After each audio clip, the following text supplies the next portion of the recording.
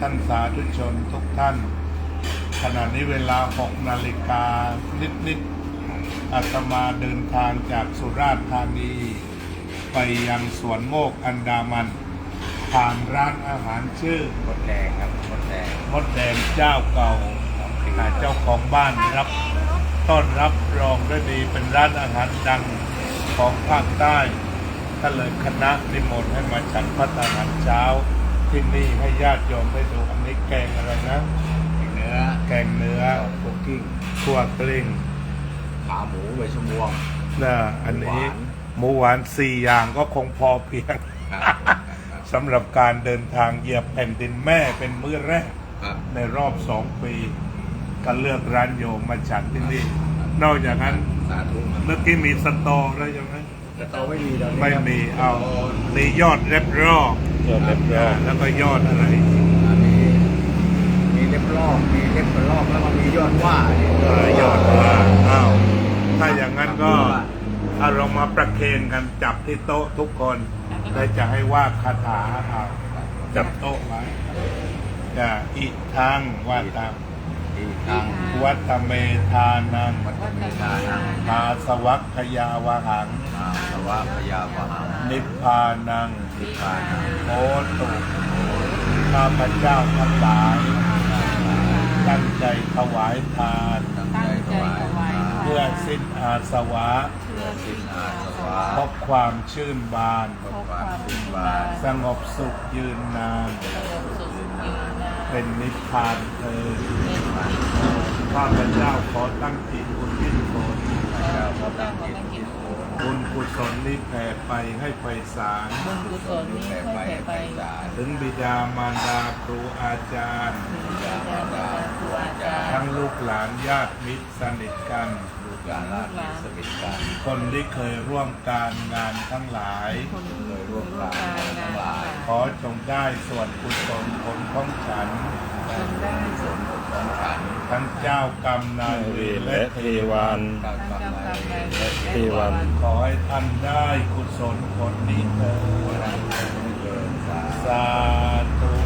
อิจิตังปฏิตังตุมังมะเทวะสัพพิสัพเพสังกัปปะจักโตมะนะระโสยะธามณิโชติระโสยะธาสัพพิติโยวิวัชชันตุสัพพะโรโควินัสสตุมาเตภวัตวันตรายโยสุขีติกายุโกภวะอภิวาทนาสีลิสัพนิจังพุทธาปัจจายิโนจัตตารโอธรรมาวัฏทันติอายุวันโนสุขังพลังสัพพพุทธานุภาเวนะโดยอนุภาพแห่งพระพุทธเจ้าทั้งปวงสัพพธรรมานุภาเวนะโดยอนุภาพแห่งพระธรรมทั้งปวงสัพพสังฆานุภาเวนะโดยอนุภาพแห่งพระสงฆ์ทั้งปวงสัทธาโสติภาวันตุเตขอความสุขสงบเย็นจงมีแก่ท่านทุกเมื่อเถิดคำว่าหมดแดงนี่มันเป็นเครือใครอ้อยต้องการนี่เราทราบที่ปีตั้งแต่รุ่นผีใหญ่นะผีข้อยโยมผีกับผีใหญ่เลยผีวัวผีมันจะมีหมดแดงมาบางคนต้นถูกวางมันไรขึ้นกันมันจะคนแล้วก็คนจะค่ายโดยมอเตอร์ไซค์หมดเอ็กอะหมดแดงเอ็ก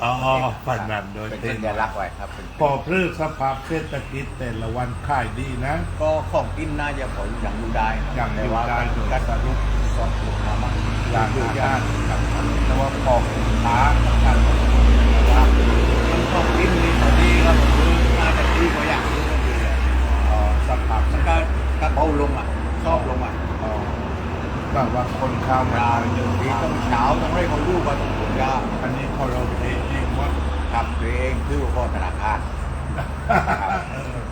ก็ถือว่าทางค้าพ่อธนาคารค่าจอค่าครอบในละวันคุมก็ขอคุมขอเลือกอ่ะพวกที่เรียกกันทางเลื่อนอย่างเลือกเอาคะแนนซาตัวนี่หมดหน้าคุยแค่นี้ก็ต้องหัดด้านอะไรแบบนี้จ้างอย่างนี้นี่หาคือว่า2 ปีอยู่ที่ไหนหรอไปอยู่อเมริกา22 ปีนะต้องคิดว่า เป็นได้กันเป็นอ้าเป็น เล ได้ ยเป็นโลพอวิ่งเหรอคะ อ่า พอเท้าวิ่งเฉยแบบ เป็นพยาบาลอยู่ เอาหลวงวิ่งซึ่งเนี่ยพ่อวัดนี่กลายเป็น นี่ ลูก เอา ค้า ดิ หลวง ชา ว่า ตินี่อยู่หลังส่วน อ่า เป็นนาล่วงของโลบ้าวนี่นี่โลล้านพาย หลวงวิ่งหลวงว่าง อ่า เขาเองวันนี้ อันนี้อยู่นี่ เด็กๆอยู่เขาเข้า ป่าพ่อมาไกลก็ร้อยดีก็พอ นึกเห็นกันนี่ไงวิ่งอยู่เลยนะจะสุราษฎร์นี่ไงแค่ต้อง